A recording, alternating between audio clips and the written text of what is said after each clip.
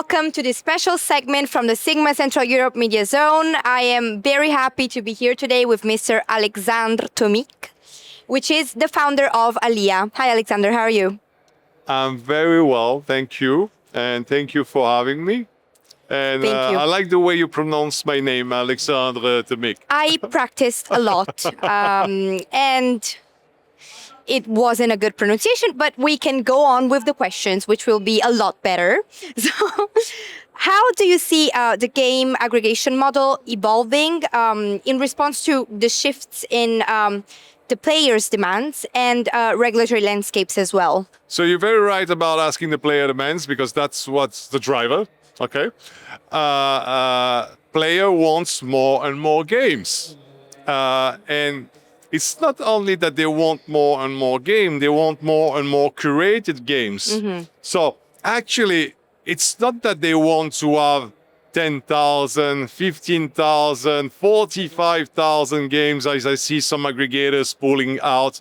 I think we are bragging that we have 16,000 games, and another aggregator is saying we have 45,000 games. You know, it reminds me the Google Alta Vista battle 20 years ago. We're having 2 billion results, we're having 3 billion results, we have 8 billion results, and at the end of the day, they just remove that number because it means nothing. You have 20 games, 30 games, it's a Pareto law. It's even more than a Pareto law, because Pareto law, it's 20% represent 80%, 80% represent 20%. It's 20 games out of 15,000 or 50,000. 20 games, it's probably 0.001 games that are representing 80% of your business, okay? So you need curation. And sometimes a software provider has one game that works. So you need to have that software provider for that one specific game. Take Fortune Tiger in Brazil from PGSoft. Then they have other games that are working after, but the first and one game that was working was Fortune Tiger, okay?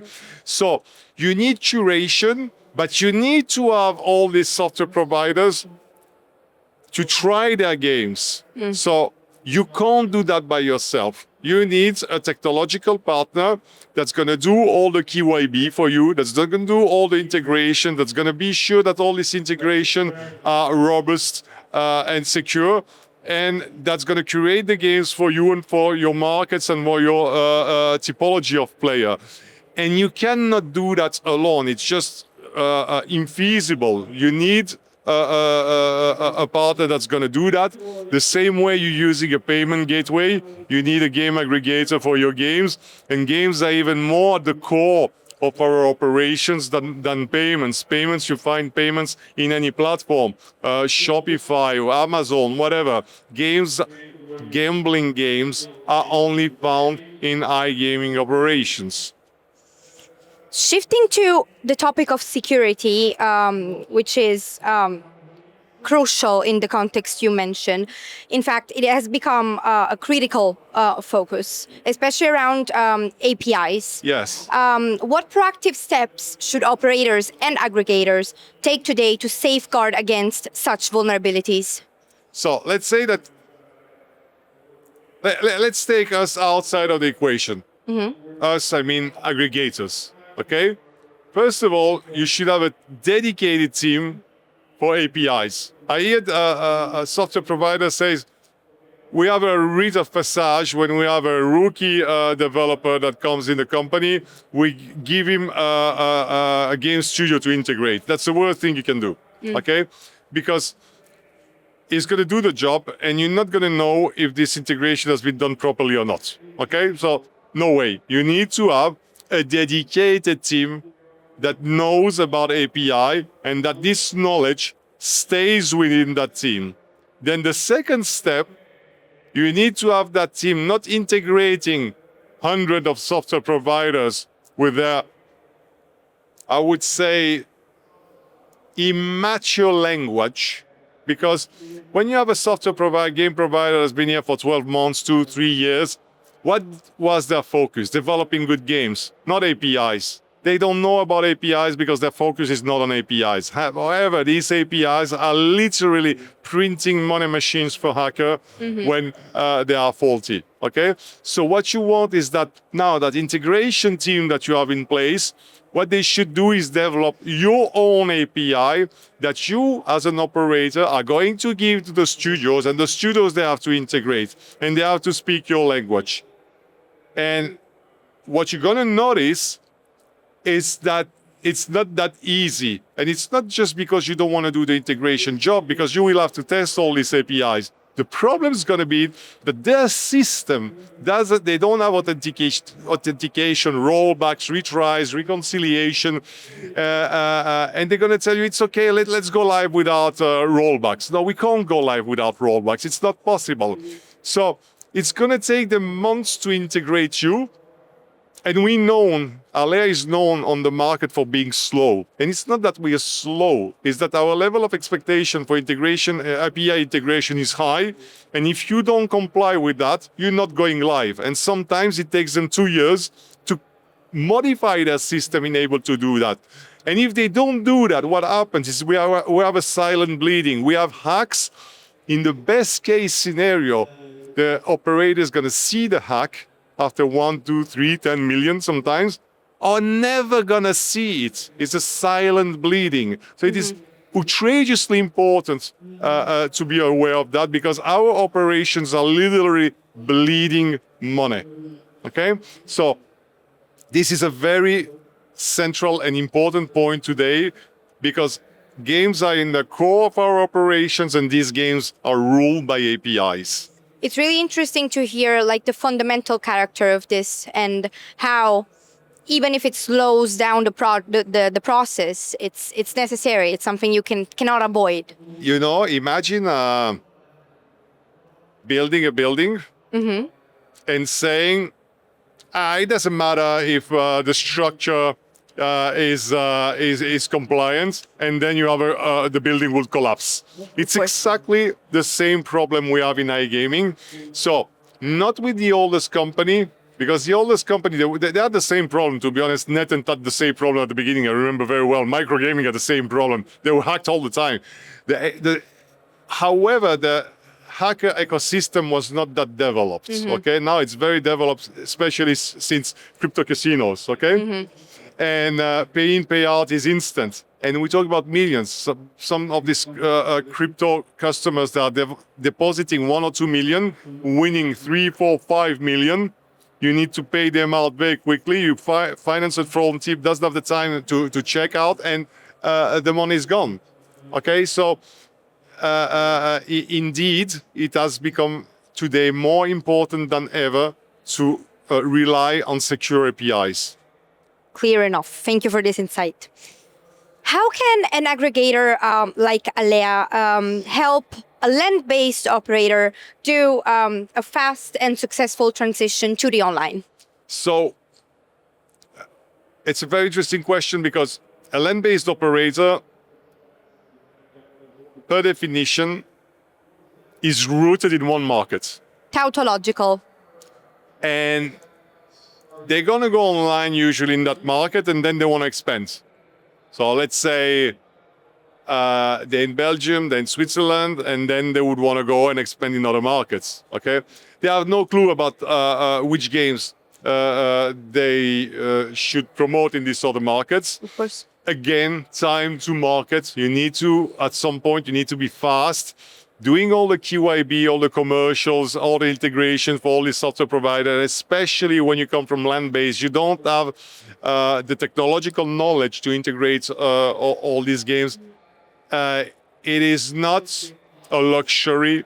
It is a necessity to go through an aggregator. You have no choice. If you want to open this market in a feasible time, and if you want to be able to know which are the software providers and the games that are performing in this market, and if you want to be able to integrate them correctly, you must choose an aggregator. And actually, people are thinking, yeah, but the price may be more expensive. Aggregators have such big volumes. I mean, we work with hundreds of millions of GGR per month. We get prices that they don't have access to. So even when we add a margin on top of it, they will get a price probably that's cheaper or at least the same that they would get directly. Here. And when expanding into diverse online markets, how important is localization and market-specific customization? And that's exactly what What we we were were saying talking now. about. But there are some little tricks, unexpected bumps, anomalies in the market. Let's talk about Brazil. Everybody knows it now, okay? But when you are launching a casino in Brazil, would you ever think about putting Fortune Tiger, a Chinese game that has not been adapted for a Brazilian market, developed by PG Soft, a Chinese company that has no ties with your market? Would you even imagine that this game would work in Brazil? No. There are exceptions. And when you have an aggregator that's curating content for you, it's going to say, you know what, this is working. Or for example, in other markets where you wouldn't have access to Novomatic, because Novomatic was back in time very hard to deal with, they've changed a little bit the approach. You're using some specific reseller. But let's say you couldn't have Novomatic. An aggregator would tell you, work with EGT.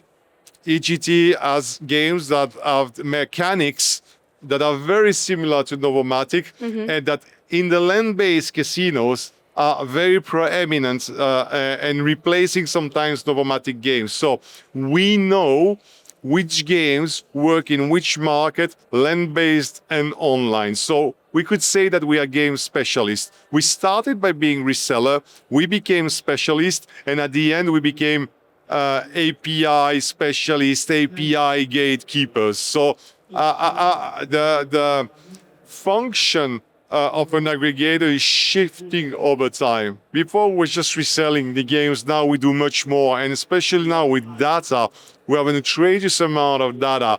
When we put AI on top of it, because we use, for example, Looker, our BI. Within Looker, that has been acquired by Google like 5 years ago, you have Gemini. Now we have Gemini analyzing our data and giving us feedback that are completely amazing. We're going to launch a product soon, a recommendation engine. Recommendation first to our customers, account managers of casino, and then recommendation to their customers, to the players. It's crazy to see how an AI tool can look at billions of data and spit out things that the human eye can't see. It's incredible. And it's also really interesting to see how ALEA adapted in the years to every innovation. Finally, dulcis in fundo, if you have to give one piece of advice to startup founders or entrepreneurs that are now entering the iGaming space and industry, what would it be? I would tell them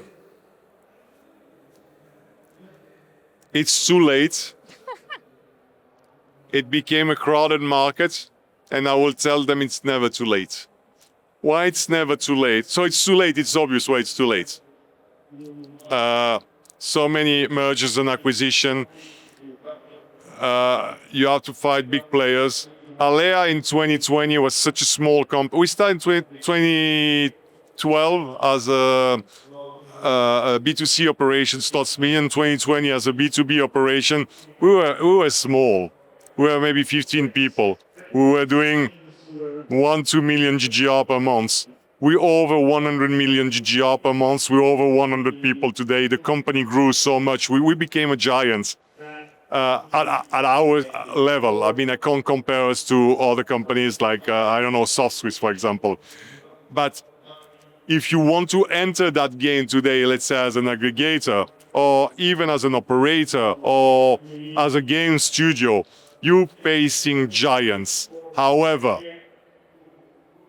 you could have said the same thing in 2016 for operations, and people came and flipped completely the playboard, the game board with crypto casinos. And stake came in and there was already so many big players. And these big players were considered big when they were doing 15 million, 20 million GGR per month with a 5% margin. Stake is doing probably half, or was doing half a billion GGR per month with a 20% margin. Who could have imagined that? Look at Spribe, 2020. They come in the game at 2020.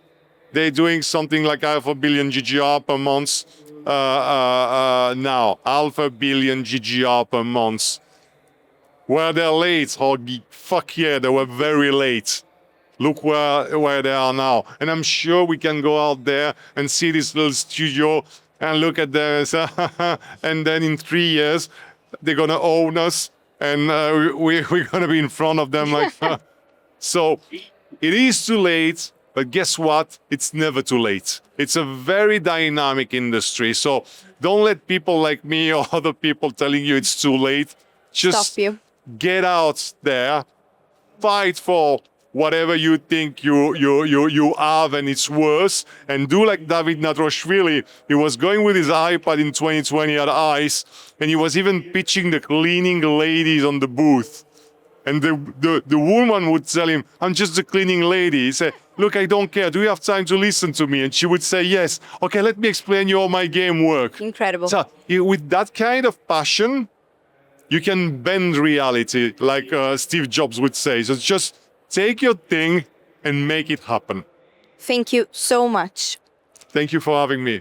It's all from the Sigma Central Europe Media Zone. Thank you very much. Stay tuned for more updates. I'm honored. Sincerely. Thank you.